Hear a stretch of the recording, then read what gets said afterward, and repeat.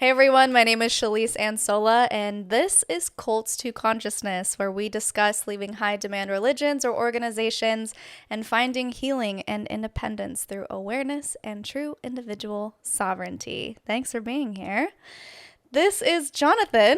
Yeah, it's me, He is my fiance. the fiance. Yeah, and also I wanted to mention if you are listening only on Spotify, Apple, wherever you get your podcasts, and you would rather see us, this is on my YouTube channel at Cults to Consciousness, so tune in there. That's probably your hub, your main home, I would say, is the YouTube.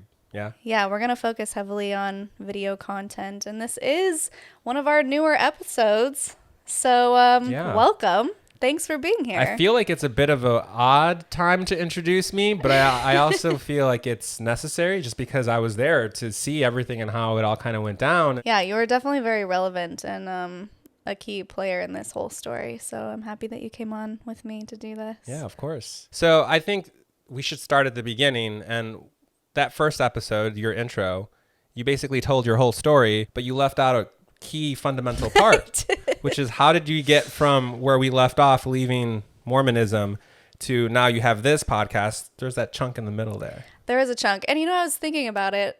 Probably most of it was because my ego was a little bruised. And so I figured if I just left it out entirely, I wouldn't have to dive into the rejection of it all. But here we are, diving deep into the rejection of it all. So yes, I was a co-host of Mormons on Mushrooms for over 2 years, actually. And it's funny because I met them at the very beginning when they didn't have a podcast yet. They just had an Instagram page. And they had their logo posted, and I tell this story all the time on other podcasts, but it said Mormons on Mushrooms, and I emailed them, or I left a comment, and I said, I don't know what you guys are doing, but I'm in, because I was an ex-Mormon, and I loved mushrooms and plant medicine, because as you may have heard in my intro episode, they changed my life. So they contacted me and were like, oh my gosh, we would love to have you on as a guest. We love your story. And I was like, sweet, let's do this. They ended up releasing that as the very first episode. And they're like, you need to come back because there were so many more stories that I needed to tell. And so I came back again, and then they said, come back one more time. And then they said, just don't leave. Just be a co-host. So this is on them asking that of you. Yeah, and initially I was like, oh no, it's like a Mike and Doug thing. Like, I don't want to impose. And they're like, no, you're great. We want to have you on. And so I was like, all right, so I'm a part-time co-host. And they're like, stop, cut that shit out. It's just co-host. You're just a co-host of the podcast. Even though I still wasn't on every single episode, they let me in on that title, which it was really empowering and exciting to feel like I had a voice and a platform to talk about all things ex-Mormon and all things healing. And I kind of introduced them to many topics, many, I guess you could say, mystical topics or New Age topics, and helped guide the podcast in an interesting direction. So yeah, I felt like I helped cultivate this community, and then it kind of ended. So that's what we're here to talk about. We're here to talk about how all of this went down, how I am no longer a co-host, and why. I wanted them to essentially tell the world why they didn't want me on as a co-host anymore in their own words. And then I wanted to express why I didn't agree with that decision, and then let the listeners decide how they wanted to form an opinion about that information. What was it like being on the podcast as a third co-host? What was it like being a third co-host? I thought it was a lot of fun. I did understand that at times when we would have 2 guests on at a time with 3 hosts, it was a lot of people in the conversation. But I feel like we navigated it really well. After a while, we learned everyone's physical cues as well as verbal cues. So we knew who was about to speak, and we would make sure and let them go, and kind of, I think it flowed really well. And we got a lot of compliments from our guests too. And as far as bringing on guests, yeah, there were a few, like Kimber, who kind of rocked everyone's world. She ended up getting so many clients from that episode release, which I knew she would. She's amazing. And that opened us up to like talking of alien species and the Akashic Records, which opened doors into other guests and other opportunities with other podcast hosts like Glenn Ostlund, who does Infants on Thrones. That was a really big deal. So yeah, I feel like if I hadn't have jumped in and started talking about these topics, it would probably be a very different podcast. And as far as the dynamic between the three of you, do you think that you complemented each other well? What do you think you each brought to the table?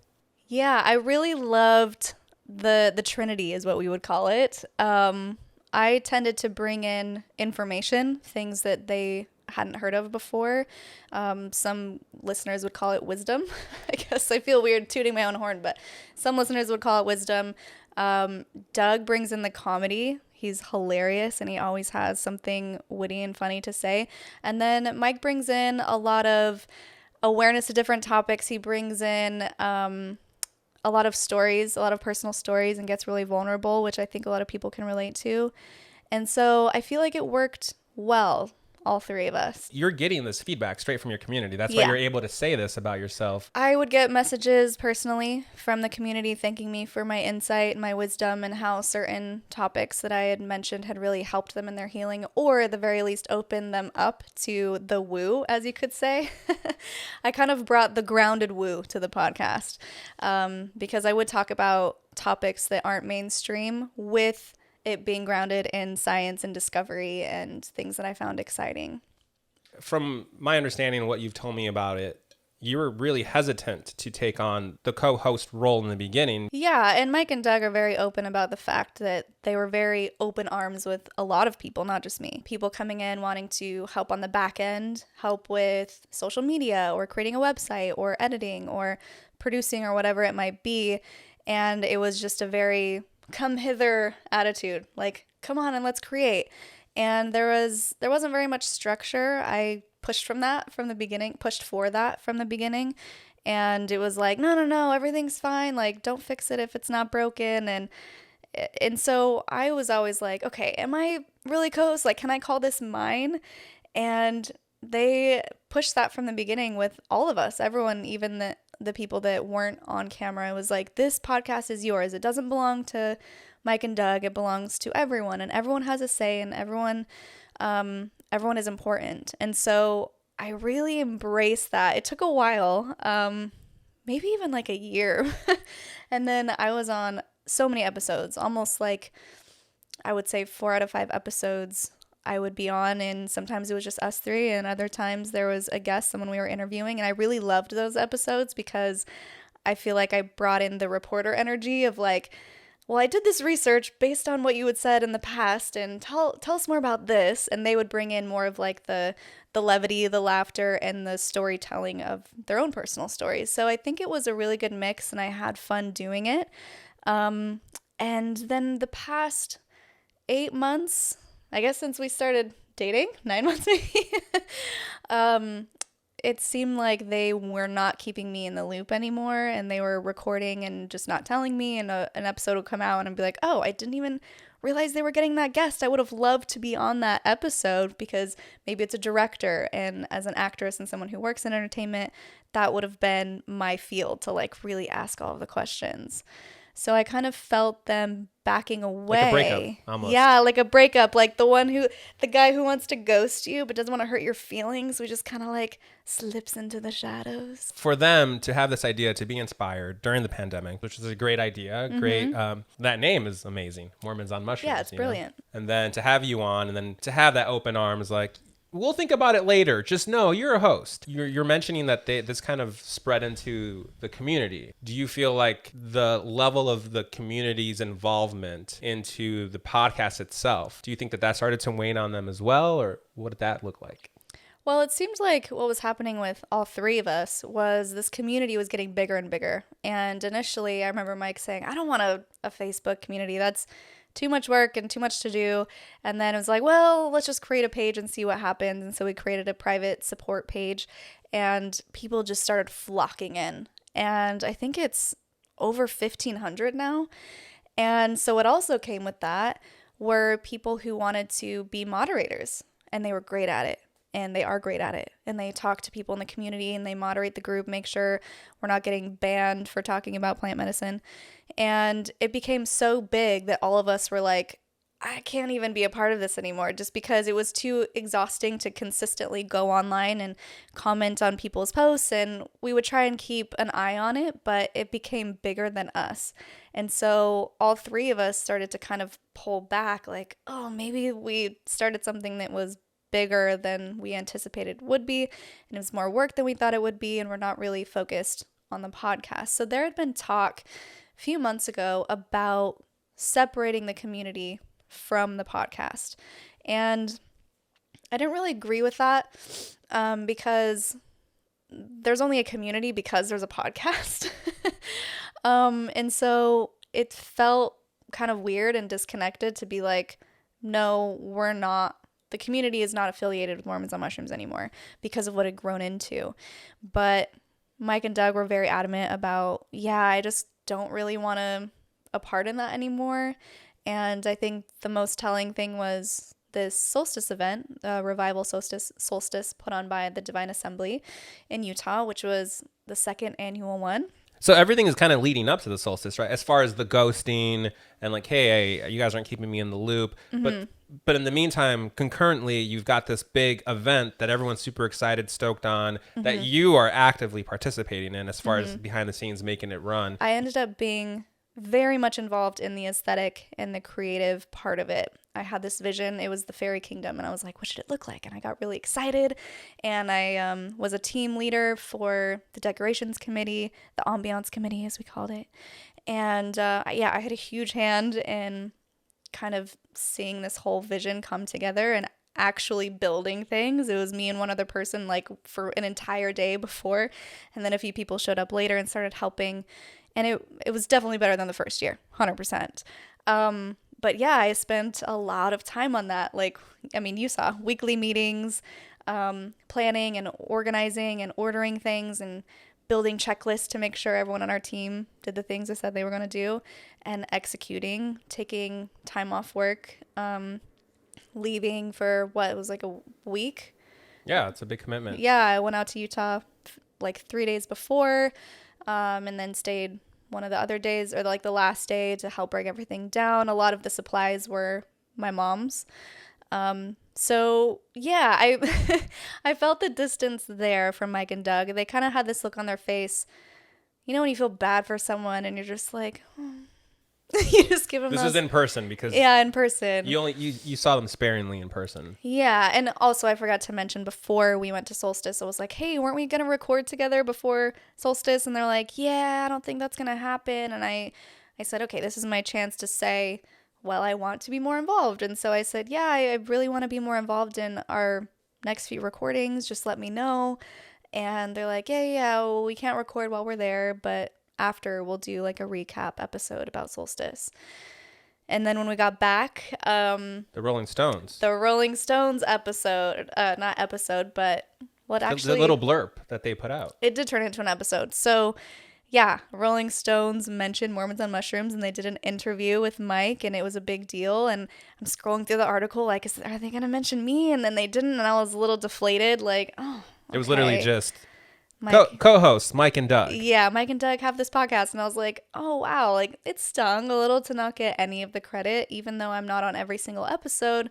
They were still calling me a co-host at the time, and so yeah, that hurt a bit. And then our 100th episode was coming up, and we had been talking about this in our team meetings for like 3 months. Like, what are we gonna do for episode 100? It's a big deal. And I had the idea of, why don't we do a live episode where we record live. People can essentially call in and ask questions or tell us about how the podcast has affected them in a positive way, and make it an interactive for the community type of episode. And everyone was on board except Mike and Doug. It was like all of the community, like the team members, were really on board with that idea, and we're like, yeah, let's do it. And so when we got home from Solstice, I was like, hey, what are we doing for the 100th episode? And they were like, yeah, we're actually just going to release the interview that we did with the Rolling Stones journalist. And then I was like, even more deflated. Like, not only am I not a part of the 100th episode, but it's the episode that I was not mentioned in. Because, well, maybe I was. I didn't listen to the recording, but I wasn't in the article, so I'm assuming that I didn't come up. This is like, what, 3 weeks ago? Yeah. Was it through? Yeah, that makes sense. In your mind, are you thinking, okay, I have to have a talk with them?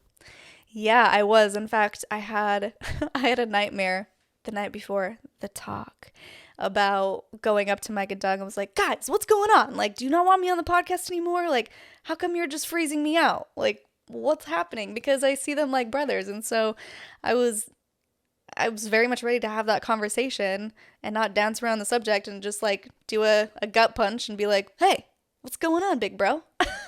Literally the night before you're having the stream. Yeah, this was the night before. So I knew something was off. I could feel it.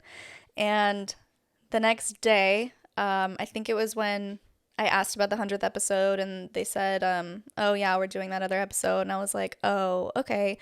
Well, I'd really like to be more involved in the podcast moving forward. So let me know when you want to record next. I don't have the same job anymore. Have a lot more free time.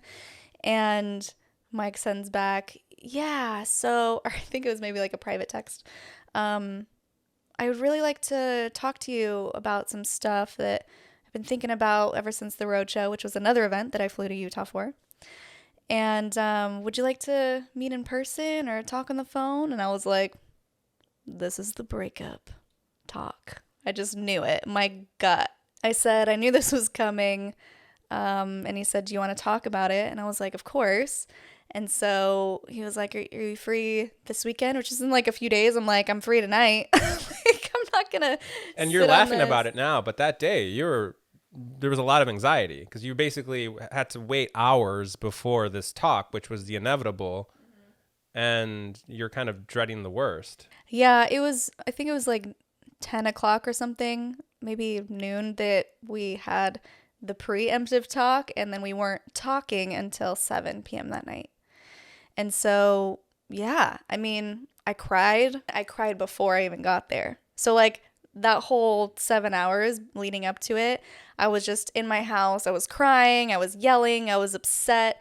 I knew that they were about to break up with me, and I was mad about it, and I felt a little betrayed and rejected, and just that sick feeling, like you can't eat anything. I mean, if you've been broken up with, you know, or if you've had to break up with someone, you know the feeling. It sucks. It's anxiety, I guess. What you could put a name to it. There's the rejection in there, the I'm not good enough, the what did I do part.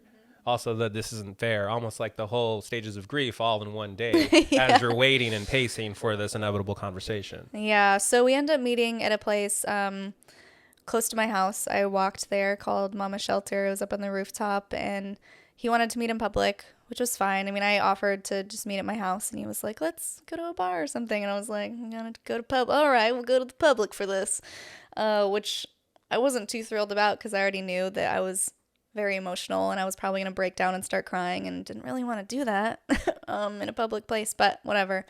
So we get there. The sun is setting. It's like this beautiful golden light up on the rooftop. And I got there maybe 10 minutes before he did. He had some traffic. So he walks in and had those like puppy dog eyes again. Like just Mike, no Doug. Just Mike. Yeah. Doug doesn't live in Los Angeles. So yeah. And I was actually surprised that they didn't want to jump on a Zoom call and have the talk together because it's just as much Doug's responsibility as it is Mike's. But I figured he wanted to do it in person, so okay. There's some small talk, asked about how my book was going, and he's very genuine. I mean, Mike's a very genuine person. And yeah, I was like, so, and he just looked at me and goes, yeah, so I don't think it's as bad as you think this is going to be, but this is what we're thinking. Ever since the roadshow, I've been having these feelings like something is off with the podcast, and we want to make some changes, and not just with you, but with the team. We kind of want to separate ourselves from the community, from the team members. I don't even remember how he broke it to me, but he just said, we still want you on the podcast, but we don't want to do guest episodes with you anymore. It's just going to be like a Mike and Doug thing. And I was like, okay, so you want me on the podcast, but I'm not a co-host. And he goes, right, you're not a co-host. And that's what I figured he was going to say, is you're not a co-host anymore. I didn't expect him to say that he wanted to keep me on in a few episodes. And even that felt a little insulting, kind of like, you're being demoted, but we still want you, but not all the time, just kind of when we want you. And oh man, I had some feelings. I was crying. I got really emotional. I talked about how it takes a lot for me to let someone in, to open up my heart walls, I guess you could say, and let people into like a deep, trusting friendship. And I said, Mike, I have very few close friends. I'm inviting like 8 friends to my wedding, and you and Doug are 2 of them. And You're like your brothers. Yeah, I told him, I said, my initial response to someone breaking up with me is, F you, you're going to miss me when I'm gone. And I'm really trying not to do that with you, because I love both of you guys and I want to maintain a friendship and a relationship, but I feel betrayed. I feel like you think my voice isn't valuable, which is probably the worst of it. That's probably like the worst feeling of it. Is it's not like I'm uninvited to a party. It's, we don't want your voice anymore. Didn't he also say something like, we want to break down everything that we've built thus far in order for it to actually be able to grow in other ways? Yes, thank you for reminding me of that. Which was kind of a contradiction, it felt like at the time, from what you told me. Yeah, it did feel contradicting, because he said, we've built this up so much, like a big umbrella, and now we just want to close the umbrella. Like, we don't want retreats under Mormons on Mushrooms, or we don't want meetups, or we don't want this, we don't want that, which I wondered, well, how is that relevant to me? Because I'm a voice, I have nothing to do with the community, really. And so he said, we want to tear all of this down so that it can grow on its own. And I realized that the ex-Mormon space is so big that there's room for so many voices. And I said, so what do you mean though? Like, you want me to just do my own thing, like start over?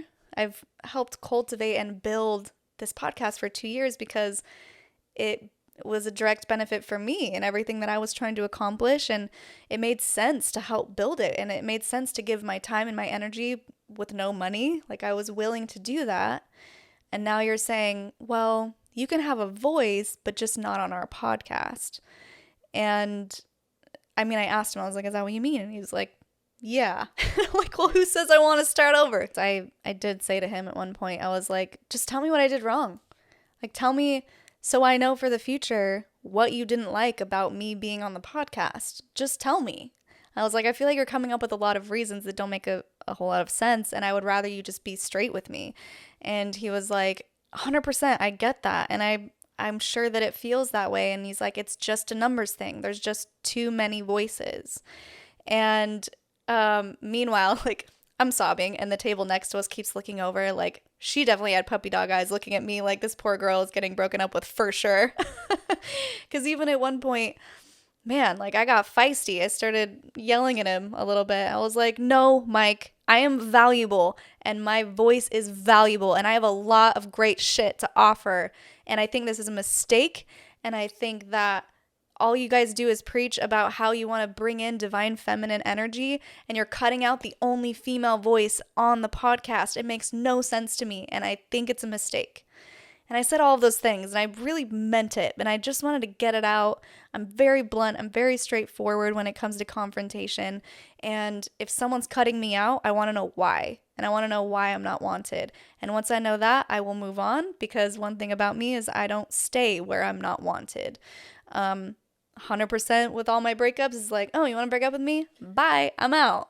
Yeah, so I found that to be ironic, and he agreed. He was like, oh, wow, I never thought of it that way, and you're right, you're 100% right. I mean, he didn't really have a lot to say to me other than, yeah, that makes sense. Yeah, I can see why you're hurt, and yeah, you should be hurt, and what we did was dumb, and I'm sorry, and we never meant to hurt you. And I believe him, and I think that's true. I think there's something to be said too. If there's too many voices, too many cooks in the kitchen, an easy solution would have been like, okay, if we have a guest on, let's just rotate the hosts out. Maybe it's a Shalise and Mike episode plus guests, or maybe it's a Doug and Shalise episode, or whatever, Mike and Doug episode. And it's interesting because I didn't even think about that until I got home and told you everything and you brought that up and I was like, oh, yeah. And I think the reason I never thought about that is because deep down, I never felt like it really was my podcast, even though I felt like eventually I did open my arms and I was like, okay, this is mine. I'm going to put it in my bio, in my social media, which is a big deal because I've been building that page for like 6 years. But I'm going to promote it at every turn and it's going to be my baby too. But deep down, it never felt like I was ever 100% included in decisions and what was going on.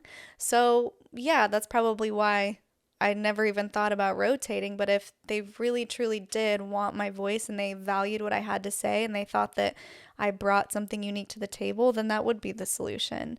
And one thing that he did mention was he didn't think that guests were vulnerable or as vulnerable when I was on the podcast. And later on, he said that it wasn't me. It wasn't that I made the guests not feel vulnerable. He said there were just too many people, which would be easily fixable with the solution that you just mentioned. And actually, there were a few people that came up to me at Solstice that said, where have you been lately? I've been really missing your voice on the podcast. And I was like, yeah, I don't know. And they're like, you must have been really busy working. And I was like, nope, I've been available.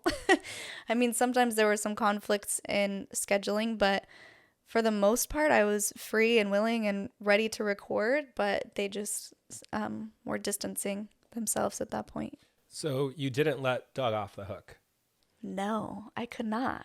It's a threesome breakup, so I can't let just one of them take the fall. And I mean, I probably talked at Mike for 2 hours at the rooftop there. Even in the texting leading up to the breakup conversation, Doug seemed a little bit MIA in that exchange, right? Yeah. Yeah, he wasn't a part of that. So I texted Doug and I was like, hey, when can you talk tomorrow? And I wanted to give him that same oh shit feeling that I had felt that whole day. And so he gave me a time and or maybe I texted him the same day and was like, I want to call you today. When can I talk to you? So we ended up chatting and he was, I don't know if aloof is the right word, but it's like he had no idea what hurt my feelings. I was in the background. Oh yeah, you were getting there. ready for work, but you guys had your private Zoom call. I heard glimpses of it, and yeah, that seemed to be a big part, was just not putting himself in your shoes. Of course this is hurting me, or of course this is important to me. Out of the three of us, you know, the value that I get out of building this community, because of what you're trying to do with your book, your TV show, you're building this trifecta, and that podcast community element, the voice, is such an integral part of that trifecta, of that triangle. Right. Speaking of triangles, you had an awesome analogy. Because you're at this point, you had already gone through draft one with Mike. I feel like even in this podcast episode right now, you're not as feisty as you have been. Oh, not at all. I mean, obviously you're still hurt, which is what, and that's a big motivator. Tell them about that, because I was in the other room, like, that was pretty good. I don't even remember exactly how I said it, but people have often commented that we're a trifecta, like the perfect triangle, and we all add our own unique part that just creates a trifecta. It works together beautifully. And so I don't remember how it came up, but I was like, yeah, I mean, I guess if you want to lose the trifecta and lose the female voice, you can just be a line. Yeah, it was a brilliant setup. Yeah. So what was that conversation like with Doug? Yeah, like you said, I was more succinct and more pragmatic and less emotional. But I was feisty. I mean, I definitely brought the fire. And I was like, look, guys, I feel like I was a doula, right? Or someone that helped make this baby in this threesome. And then I helped deliver it. And here's this baby in this big community. And we just got this recognition in Rolling Stones. And conveniently, right at that time, you said, that baby's not yours anymore, but you can have visiting rights like every month or two. It felt like convenient timing. And when I brought that up, Mike was like, yeah, I 100% can see how that could look. And to his defense, he's like, I've been having these feelings for months, hence the ghosting. He didn't communicate that, and he fully admitted it was my fault. I should have said something the second I was feeling that it was weird and that it was off. And I'm over here feeling so dumb, like anyone who gets broken up with does, like, how did I miss the signs? Like, I mean, I felt them being a little distant, but I didn't think it would go as far as like a breakup. And when I talked to Doug, he was like, I'm just flabbergasted because I didn't realize it would be this big of a deal. I didn't see it as a demotion. You keep using the word demotion, which I was. I see it as a restructuring, and you're still on the podcast, just not with the guests. And I'm thinking, well, that's like 80% of the episodes are with the guests, and then 10% with just Mike and Doug. So that leaves me with 10% of the episodes. It's going to be the same thing as what we've created lately the last few months, which is you in a lot less episodes. Yeah, and they kind of use that to soften the blow. And I was like, it's only been that way because you haven't been communicating. You haven't asked me to be on, and I've been wanting to be on. And I've been asking to be on episodes, and for whatever reason, it doesn't work out, or you're not willing to work around my schedule, only you guys' schedules. And so, yeah, Doug was like, I guess I was just confused because I thought that it was just going to be exactly how it's been. And I'm like, yeah, but that's not because I wanted it to be that way. Because there was a point, if you listen to Mormons on Mushrooms from the beginning, you know that I was on almost every episode and I loved it. And I remember when we were first dating, you were like, aren't you recording Tuesday? I'm like, no, they haven't reached out. Aren't you recording? Are you recording? I'm like, Yeah. I don't know anymore because it just fizzled out and it's not what I wanted. So I said, at the very least, I just want the community to know that this was not my decision. I want you guys to tell the community Shalise is not on the podcast anymore because of X, Y, and Z and whatever reasons they want to give. But I didn't want the community to think that I just got too big or I just didn't have the time anymore. And so when I brought that up to Mike and Doug, both of them were like, yeah, 100%. Like, if you want to be on the episode, you can be on the episode and we can talk about it and have a conversation. And I said, you know what? I don't know. I'm feeling pretty high emotion right now. Let me think on it and then I'll get back to you. And so a few days passed. I think it was like a week. Mike reached out like, hey, I've been thinking about you a lot. I want to see how you're doing, how you're feeling, which was really nice. And I said, yeah, it hasn't been easy, but I've been working through this. And I was considering starting this podcast that we are on now and thinking like, can I take this on? Am I capable of carrying an entire podcast on my own? How would this work? Because you've had ideas this entire time with Mormons on Mushrooms as to how we can make it better. Hey guys, I know how to make this grow. I know social media. I know how we can just accelerate this process, get a bigger audience. People can feel what we're trying to say. Met with a bunch of resistance. A lot of resistance. So now here you are with the opportunity to do it the way you want to do it. It's almost like, in a way, a blessing in disguise to kind of jump ahead to what you are creating here, and that you are going to do it bigger and better. And maybe that's me being biased, being your fiance, but the direction you want to go with it, the guests you want to bring on, and the vision you have for this, it's now, you know? Yeah, and they were the first to admit, like, yeah, we met you with a lot of resistance. You had a lot of great ideas. We pushed back. We didn't want to do them, and you were right, and we should have done that, and we should have had more structure in the beginning. We should have had actual leadership. We should have given people actual roles, you know, as a hierarchy. Yeah, so that was the other thing I said. Well, I know we have a team meeting coming up, so you guys can break the news. So I even gave them that. Like, I'm not going to say anything. What does a team meeting look like for people that don't know? So we jump on, it's actually called Teams. It's a Microsoft thing where it's like a FaceTime call with our editor, our producer, secretary, or not secretary, but like the guy who does the money. Accountant? Sure. There's accountant. Sure. And people that do the community stuff, community outreach. So we used to do it every single week, every Wednesday. And then I jumped on one week. Mike and Doug were on there. And I was like, why are we doing this? Like, do we really need meetings every week? Because it seems like community stuff, I'm not really involved in that. Like, maybe we just only do a meeting when we need to address podcast stuff. And that's when I'll jump on, because they were at like 7 a.m. Ultimately, everyone in the team is incredible individually, and they all contribute a lot. And like, I have a million great things to say about them. We had this team meeting and I said, look, you can tell the team that you're essentially breaking up with me. And they're like, oh boy, all right, yeah, I guess, you know, we got to do that. It's our decision. We got to own up to it. All right.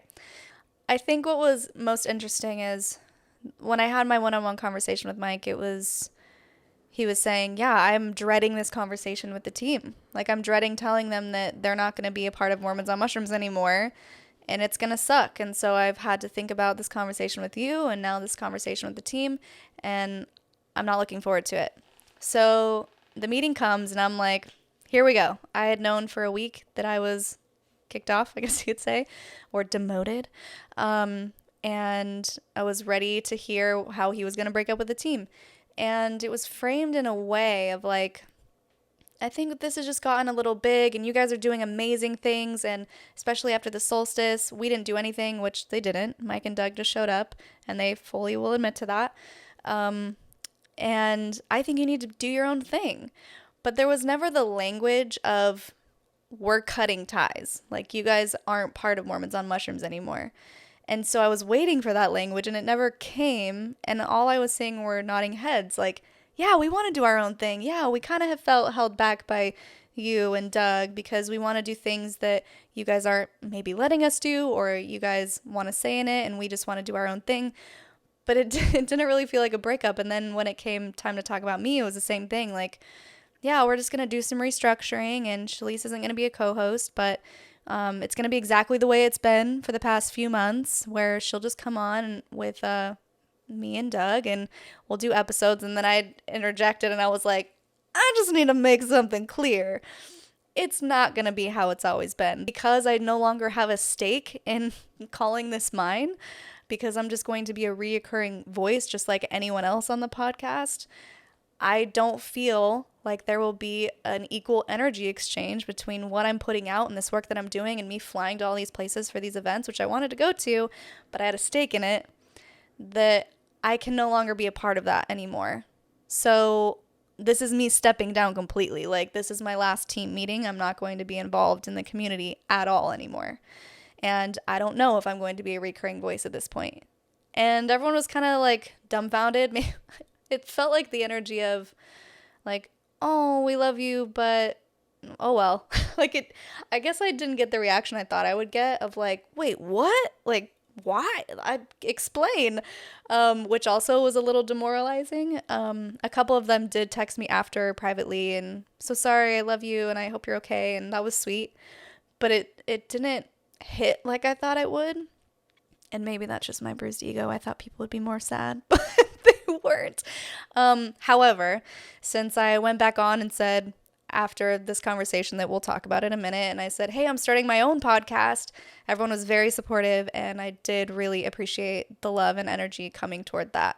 So you do the podcast with Mike and Doug, mm-hmm. which is your kind of goodbye to everybody, but also, no, I'm going to let you know what actually went down. Yeah, which I need to preface this by saying, I think it was the day I talked to Doug or the day after when you were like, babe, you could do this. You could have your own podcast. And I was like, do I want to do it? Can I do it? And you were very supportive and you were like, 100%. We just need a cool name. And then my mom and I were talking and I was like, Cults to Consciousness. And I was like, it's got the alliteration. It's got the bigger vision. Brilliant. Yeah. And so, I was really excited about it and I was a little overwhelmed. I was still looking for work. I was working on moving into your place. There was a lot. I caught COVID and it was very overwhelming, but I was like, no, I'm going to push through. I'm going to start this podcast. And you had the idea you should already have one released and you should have one ready to release. So by the time the episode with Mike and Doug comes out, it'll be a good promotion. It'll be a good come follow me moment. And I thought, yeah, okay. So I got Nuance Ho on board. She was awesome. And then I recorded my intro and that went really well. And so everything is lined up. And I thought, okay, now I just need to have this hard conversation publicly and say my piece. If you make this decision and you really stand by this decision, then you should have no problems telling people why. And you should have no problem with me saying how I feel about it because you think this is the best decision. And it was basically this contraction attitude of our arms were too open, we didn't set boundaries, and that's where we are now. And so immediately I let everyone know, like, well, it's not like I just, you had open arms, I swooped in and didn't leave. Like, I don't want people to think that I was the one imposing on boundaries. And so I said, well, if you really wanted me to stick around, and after me protesting, you said, no, you are a host. Like, stop saying part-time. Stop it. This is your podcast. And so that's part of the reason why it was so hurtful, because I finally leaned into it and then it was taken away. And I told the analogy of the baby being taken away, and Doug was like, yeah, you say these analogies and like the baby thing being ripped out of your arms, and I just don't feel that way. I don't see it that way, and I don't want to hurt you. I've never wanted to hurt you. That's never my intention. And as someone who feels like a big brother, I wanted to hug you and hold you and make you feel okay. Yeah, this sucks and it's awkward and it's icky, but it's also raw and vulnerable. And we talked about how vulnerability hangovers are a thing, how like, yeah, I'm feeling so vulnerable. I don't even know if I want to release this, but it's a good conversation to be presenting, because one of the reasons they didn't want me on with guests is because they said the guests weren't vulnerable with me. And so I'm thinking, well, here we are, like raw and real, vulnerable, honest conversations. And I didn't want to pound in that I think you're making a mistake. I just said how I felt. Like, I'm feeling hurt. I'm feeling rejection. I'm feeling like you don't think my voice matters very much, but I'm taking it with a grain of salt.